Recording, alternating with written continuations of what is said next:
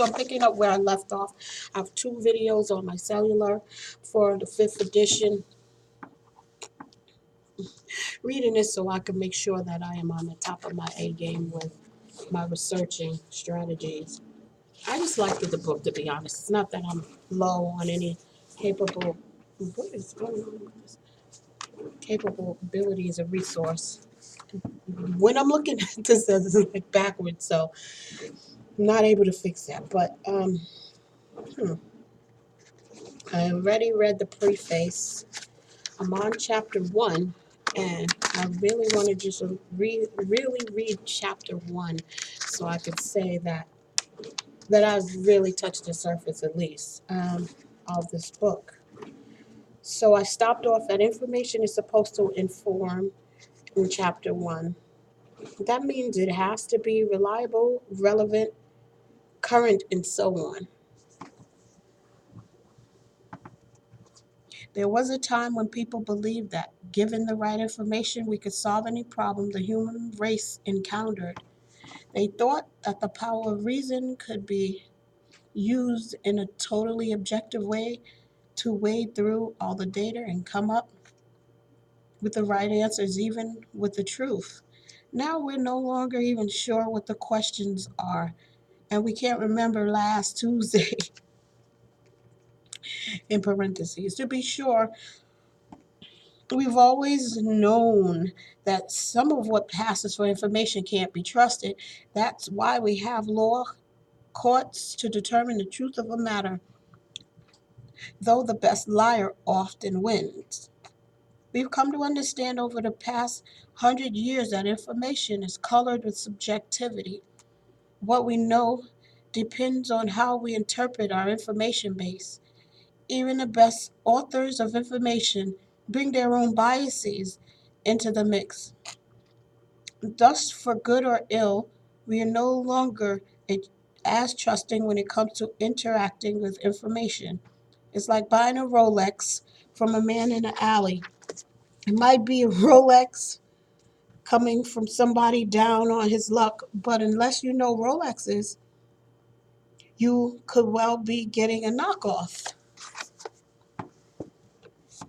I'd like to take a bit of time to trace the events that have led us to this place. Textbooks, after all, are supposed to lead you on a journey through history and philosophy or whatever before they get to the good stuff. But in this case of information, but in the case of information, the next few pages really are essential to doing good research. Believe it or not, you need to understand our world of information if you want to do intelligent research within its often foggy terrain. So, how did we get here? To an age dominated by the World Wide Web. 1, 1.1. Before there was print. Throughout the entire history of humanity, knowledge has been passed down from one generation to another. Before this was done in written form and in non-literate societies today, speech and demonstration were the source of humanity's information. Historical tales told around campfires, children learning about agriculture by doing it with their parents, and so on. These were, quote, traditional societies. I use the word traditional, not in the sense of the 1920s country music and picket fences, but in the sense of knowledge viewed as a tradition to pass down from generation to generation, often for the very survival of the society. Here's an example of why these kinds of societies need traditional information. When I lived for a couple of years in Africa, people would pass to this plant or that one and tell me, quote, you could eat this. It happened often enough that I finally asked someone why it was so important for me to know what plants I could eat. He explained that during the recently ended Civil War, the people could be forced from their homes into the jungle. They were starving because no one knew what was edible and what was deadly. Their ancestors had once carried this knowledge with them, but these city dwellers had stopped passing it on to their children, and the knowledge has died. So the former urbanites, now living in the bush, cooked various plants and fed them to their chickens to see if the chickens would cluck or croak. And gradually they rebuilt their knowledge base. Quote, we've decided, my friend told me, quote unquote, that we must never again forget what we can eat. So that's why we tell one another what is eligible, what is edible, end quote. Their traditions had meant the survival of their society. If you forgot what you could eat in the jungle, you might have to choose between potentially poisoning yourself or starving. Clearly, though, traditional information has to be reliable. Thus, in societies that depend on their traditions, knowledge is passed down only by people qualified to do so. An unregulated production of new information is not encouraged. There is an emphasis within traditional societies on memorizing the information that exists rather than using existing information to create new knowledge. The development of new knowledge is such in such cultures is a deliberate and slow process performed with care and authorized only by experts in the existing tradition. Otherwise, the next plant you eat could well be your last. 1.2 Reading and Inscription. The development of written language brought a number of changes to the world. Bullet point. Knowledge could be preserved in print. Thus, there was less of a need to pass it on orally. Parentheses, though the oral element remained important in daily life. End parent. Let alone a need to memorize huge amounts of information. Memorization continued, to be sure, but you didn't need to know everything because it was possible to look up, even if you had access to written documents. Since, and point two, since the knowledge base was more secure, people could pay more attention to discovery, thus hopefully adding to knowledge base. Knowledge could be preserved in print. There was less of a need to pass it on orally, let alone a need to memorize huge amounts of information. Memorization continued, to be sure, but you didn't need to know everything because it was possible to look it up if you had access to written documents. Point two again, since the knowledge base was more secure, people could pay more attention to discovery, thus hopefully adding to the knowledge base. Three, the keepers of knowledge, i.e., the tradition experts who actually had the books equals librarians, were more elite than they had been in an oral society. Now only the people who could read could stay close to the tradition. What is more, there were few copies because everything had to be transcribed by hand. Thus, a small group of people in society control the knowledge base, and these people, recognizing that knowledge is power, generally worked against the forces of discovery who tend to take the power away from the people who control the knowledge base. As long as access to documents was controlled, most people continue to rely more on oral tradition. The full transition from oral to written cultures took many centuries. 1.3 the printing press. The Chinese actually invented the printing press centuries before the Europeans did, as was the case for many things, including gunpowder. And they also stole that the World Wide Web address and idea. So the printing press is one thing, but what about what you print? What about the database team? They also the grandfather of insider trading. But it was the Europeans who used it to revolutionize the use of information in society. In 1447, Johannes Genfleisch Zernladenzum Gutenberg for short, created a movable type press, a development so revolutionary that the A&E television network in 1999 named him number one in its list of people of the millennium, quote unquote. The printing press was such a big deal because, point one, from a preservation of the tradition standpoint, it meant that multiple copies could be produced, thus making the tradition more secure. Previously, it would have taken only one match lit by a careless monk to burn the single manuscript that had everything you needed to know. Sort of a medieval hard drive crash, only more permanent.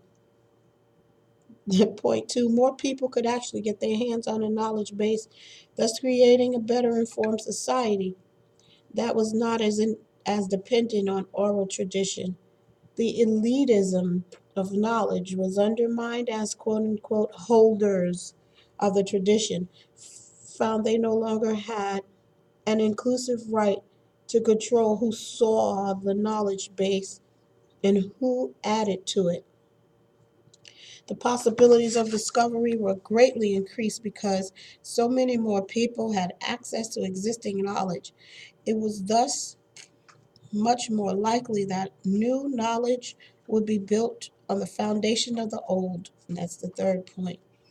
Knowledge multiplied in the centuries that followed. In fact, the major discoveries and inventions that make our lives what they, I want to really find out how, where is my voice really picking up?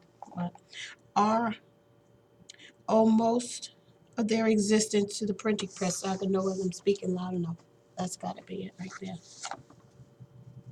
Yet were pros and cons to this intervention. The pros are obvious, the cons not so much. First, on the con side, the printing press was only as useful as the population was literate. We are still working on that problem. Second, a new form of elitism developed, and whether it was good or bad remains a matter of debate.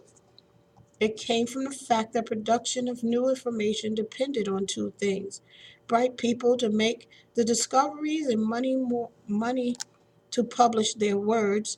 The bright people created the elitism of universities, and the money people determined what would be published and what would not. The money issue also put a limit on who could get his or her ideas into print. Publishers wanted to be sure they didn't lose their shirts, added gatekeeping processes to their requirements. Gatekeepers asked two key questions. First, is the information worthy to be published?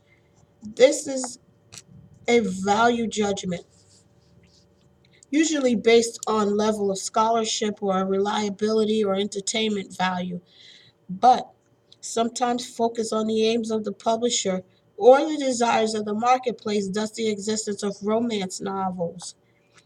Second, will it sell? Many a worthy manuscript goes into the trash simply because the publisher doesn't think there's an audience to sell it to. Alternately, there might be a small audience that has to pay a large amount for each copy published. As with most scholarly books, gatekeeping is a good thing when it helps to preserve quality. No one wants our knowledge base to be filled with shoddy stuff that no one can trust. Or so the wisdom of commercial publishing would tell us. On the other hand, gatekeeping has been used to censor valuable information, keeping it away from the very people who need it the most. This has prevented perfectly good ideas from seeing the light of day simply because someone viewed those ideas as unacceptable or there wasn't a good market for them. Thus, gatekeeping has tended to maintain the status quo and promote certain biases because new radical concepts or concepts the publisher doesn't like are not as sure to sell as the tried and true. On this, see Brian Martin, The Politics of Research, www.uow.edu.au slash wiggly takeaway sign B Martin backslash pubs backslash 98IL backslash IL 107 dot PDF dot. Certainly, people have always been able to self publish materials that the gatekeepers rejected, but disturbing self published books can be a tough game. Would be buyers often ask, if this is such a good book, why didn't the commercial publishers want it? Thus, self published materials tend to stay more or less underground, though much of it is of high quality. More recently, several very entrepreneurial self publishing companies have made it possible to produce your own book at minimal cost and without the need to stock thousands of copies in your basement. You even have the opportunity to publish it in multiple e formats as well as print. Thus, the self publishing of books has come into its own so much that we now find that there are more self-published books on the market than there are commercially produced titles. Still, getting a self-published book into the hands of purchasers remain an uphill battle, even if you can upload your own book to Amazon Kindle for free. Along with the rise of printing press came the development of the subject discipline, allowing people to specialize in particular fields of discovery. The idea of a discipline, a defined subject area within which discovery is made, had its good points. The main one being the ability to focus narrowly to provide more depth of research, and its bad points, the main one being the separation of knowledge into categories that don't talk much with each other. But the fact is that most advancements of knowledge these days is done within disciplines. What does that mean for people doing research? Bullet one: each discipline has its own language, which is more than just its technical word, but also involves the ways in which the discipline communicates information. A historian has a different mode of expression than that of a physicist or an expert in the sex life of nematodes. Bullet 2: each discipline has its own method of doing research. While method, even in the humanities, has some connection with the scientific research process, there are distinct features that make research in English literature different from research in Korean history or in the biology of nematodes.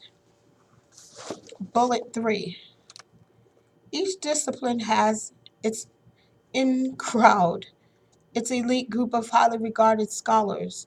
Knowing which writers and which workers are the most highly regarded is very important to doing research without looking like an outsider. Enter the World Wide Web. A revolution even more revolutionary than Gutenberg's has happened within our own generation. The creation of the World Wide Web, a popular subset of the larger internet. In the short span of time since the early 1990s, the World Wide Web, that's when I moved to Winchester, 90, 95. Thanks for being honest. The World Wide Web has blown the lid off much of what we've known about information since the beginning of time. I blew through a whole system. And people got some nerve trying to eat my food. Why? Because it has pushed aside most of the boundaries that once prevented us from having all the information our knowledge greedy little eyes could want. Damn straight, I wanted my social security card to not be so far from me.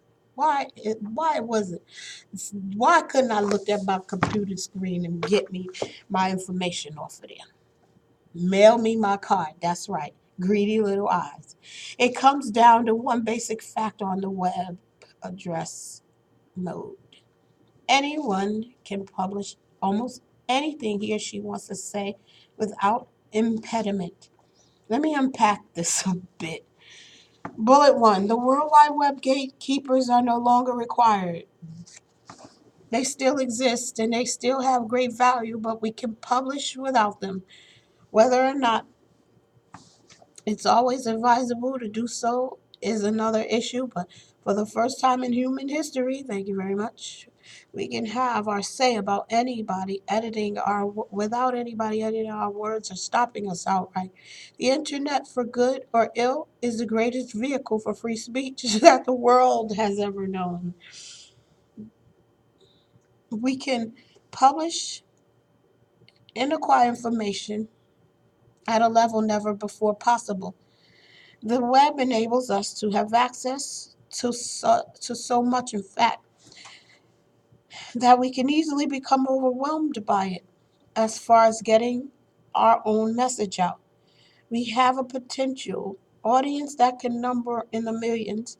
This means that information is no longer scarce but cheap and plentiful. What we lose, perhaps, is certainty. If anyone could publish on the World Wide Web, we no longer have many of the normal checks and balances that once kept the world from being inundated by nonsense. This isn't a new problem because even with the gatekeeper print material, readers should always be exercising discernment. But we now have the challenge that for a large portion of web based information, no one except the author has done any gatekeeping at all. This is a classic two-edged sword. If anyone can publish on the net, then we have an amazing resource for freedom of speech and the democratic way of life. The old elitism is gone. Elitism is gone. But it also means that we, the readers, have to become the gatekeepers to an extent never before seen due to the lack of external quality control. Bold, capital, bold writing. This demands that we enhance our evaluation skills. Bullet 4. One more concern. If we're not careful in our gatekeeping, the whole concept of authority can disappear. What do I mean by authority? Quote unquote. Simply the fact that every field of knowledge has its experts, its wise voices, its people who understand the field better than the rest of us because they have immersed themselves in it. We might want to resist authority, but the people who really know a subject area are assets who we can't afford to ignore. The World Wide Web tends to level out authority. A Google search can bring you the work of an expert in the field as well as a website produced by Miss Jackson's third grade science class. To fail to discern the difference is to miss the power of getting our information from people who really know what they are writing about. This is not to say that every great scholar is right all the time. By ignoring that scholar in favor of a website on the same topic from your Uncle Frank is going to put you at a disadvantage. Right now, the average person selects the first 5 results from the Google search and does very little evaluation of their relative quality. For more on this, see the excellent article by Mary Beth Me- Mezaros, Meszzaros,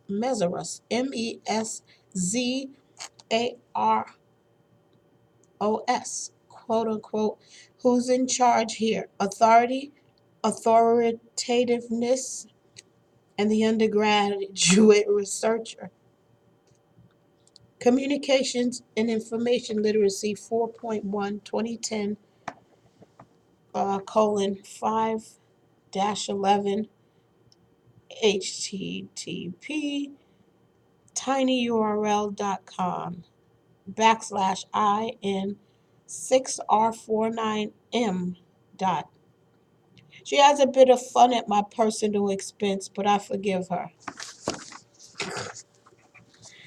You might also want to look at the white paper produced by the anti-plagiarism service Turnitin, which compiled data from millions of students' papers and show that most of you are not really using high-quality resources. Don't you just love it when data reveals the real you and it's something unflattering? Pages.turnitin.com. Sources underscore in underscore writing underscore C underscore 2012.htlm. Before you accuse me of being overly simple minded, something I've heard a lot, let me point out that it's not as either or as I may have implied, so that you either have to love the net or hate it. You see, the World Wide Web is really less a content provider than a vehicle for information. You see, the World Wide Web is really less a content provider than a vehicle for information. Okay, one more time. You see, the www is really less a content provider than a vehicle for information. So it's less, okay. Thus, it is also used by publishers who still demand rigorous gatekeeping procedures. Commercial ebook and scholarly articles are carried for a fee by the same system that provides us with a free copy of Aunt Bertha's Remedy for Lumbago. Many of these resources are part of a hidden, quote unquote, or invisible internet found behind password gates so that only authorized users can see them, but they have as much of a home on the World Wide Web as your cousin's jumpy YouTube video of river rafting last summer. 1.5. Okay, I'm gonna hurry up. 1.5. Information today, the state of the art. Let's look at the status of some of the main sources of information today. 1.5.1 books. Book publishing is continuing with a hint of a slowdown in the process. The big story in recent years has been the rise of the ebook. To say that the move to the ebook has been confusing, frustrating for both publishers and readers alike would be an understatement. In a short period of time, traditional hard copy book publishing has been challenged like never before. Starting with the creation of Amazon, Kindle followed shortly after by the Stone Reader, Barnes and Noble, Nook, Kindle Fire, and iPad, numerous Android tablets, and so on. I don't intend to spell out the wondrous features of each, but we need to understand what is going on here if we're going to be able to make sense of the options and opportunities facing the ebook future. First, Kindle, then Sunny Reader, Nook, Kobo, etc. introduced a fairly old technology called e-paper, but in a new way. E-paper is not a LED screen as in tablets and cell phones, but something much more physical. Imagine a multitude of electrically charged particles squashed between a screen and a black plate. One type of charge will make these particles move toward the screen, making them appear white. Another type of charge will move particles to the backplate, making them look dark. Thus, if you program a book into the system, the particles give various charges that form dark areas and white areas, letters, and background, making it possible to read words off of the screen.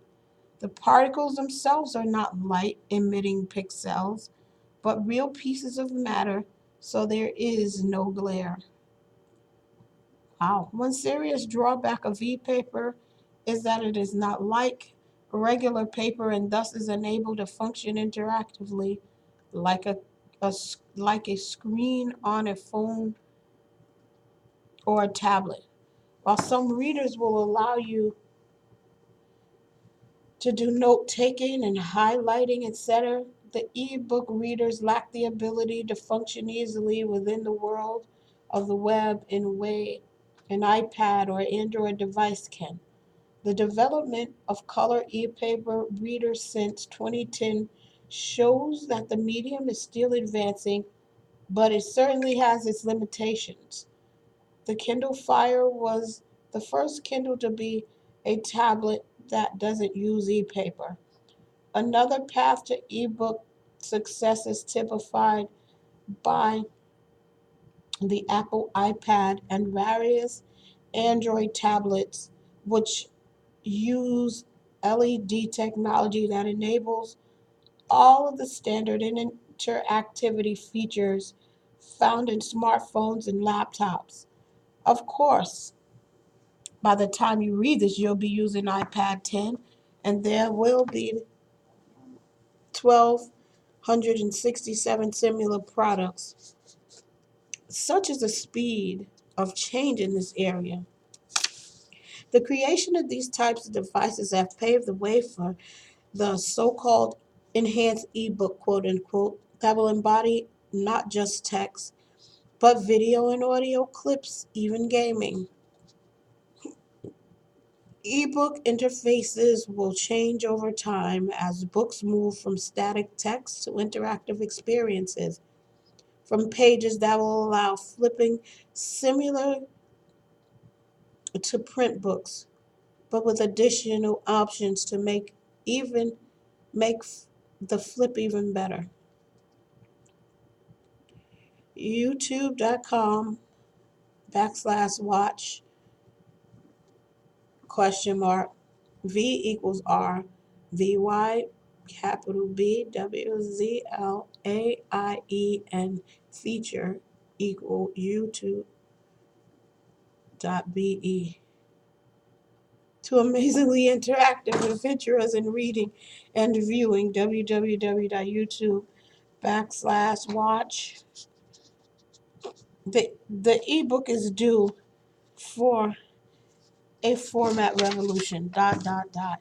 Meanwhile, Google Book, though slowing down, continues to digitize large libraries of books, some of which are deliverable to your device for free as long as you're not in copyright, as long as they're not in copyright. Google, under its commercial name Google Play, will sell you some of these in whole or in part in electronic form or even as cheap paperbacks. What irony! Google digitizes a paper book, then prints it and sells it as a paperback. Aiding ebook to paperback production is the espresso book machine.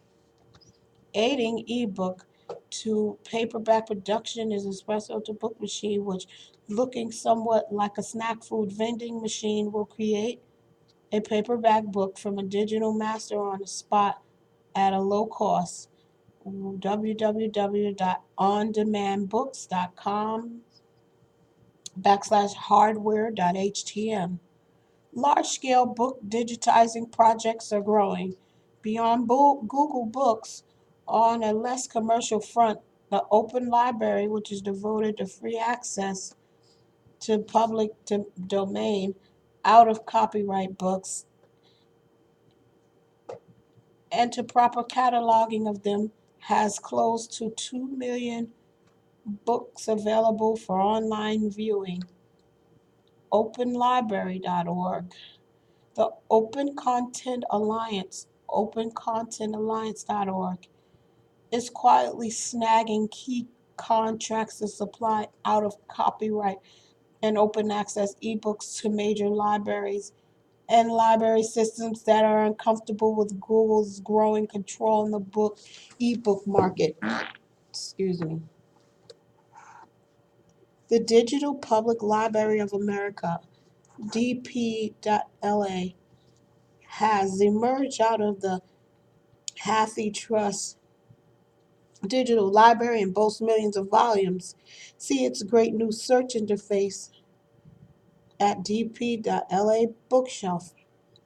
At the end of 2007, the last date for which the statistics are available, the Universal Digital Library Million Book Project archives.org details backslash million books or .org backslash details backslash million books.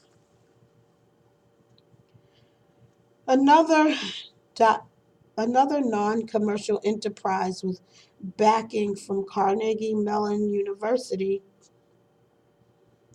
and other groups had 1.5 million book titles digitized, items not in copyright or available in HTML, TIFF,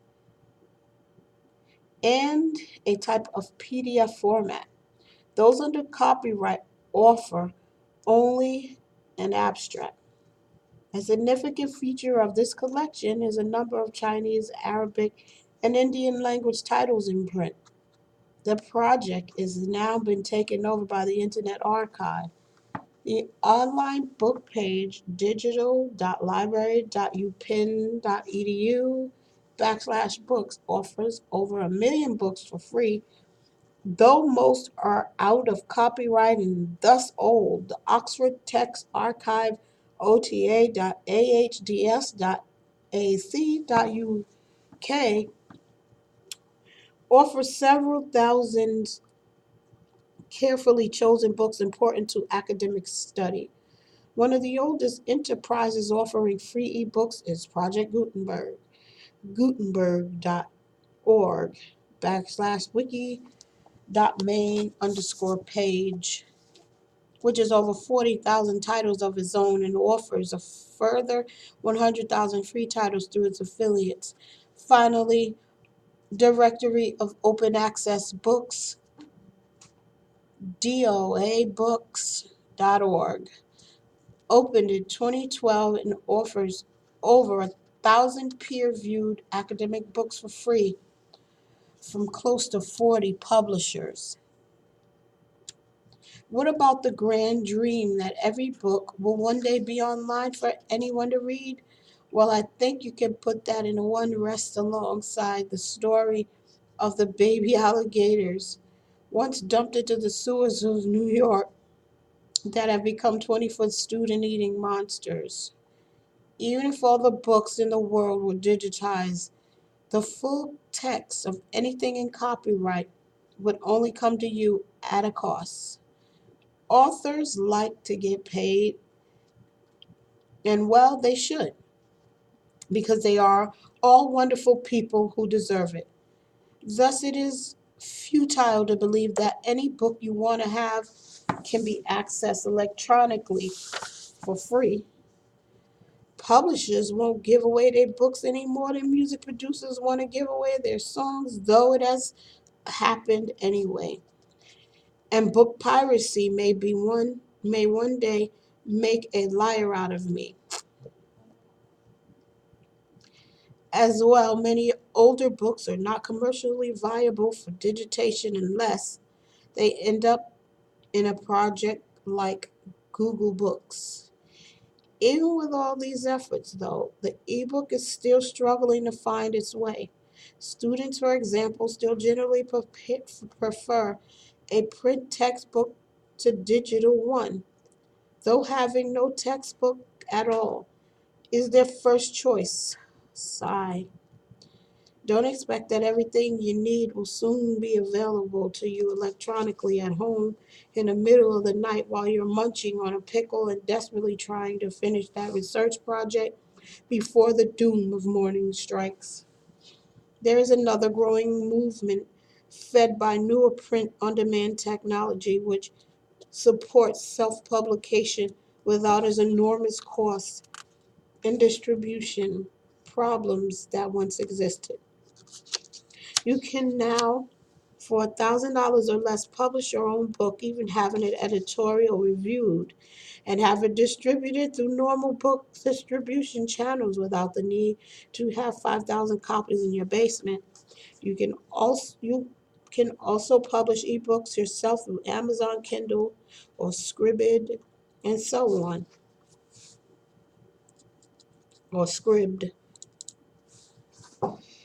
Other than offering some editorial help, most such options have little, if any, real gatekeeping to them. Does quality suffer in the process? Possibly, though even without gatekeepers, a lot of self published authors are putting out high quality material that traditional publishers do not consider marketable. 1.5.2 journals and magazines. Okay, that's where I get off because that's going to be another one, two, three, four, 5, 6 pages, which I don't have time for that right now. I just wanted to touch the surface of this, so thank you very much, and I shall return.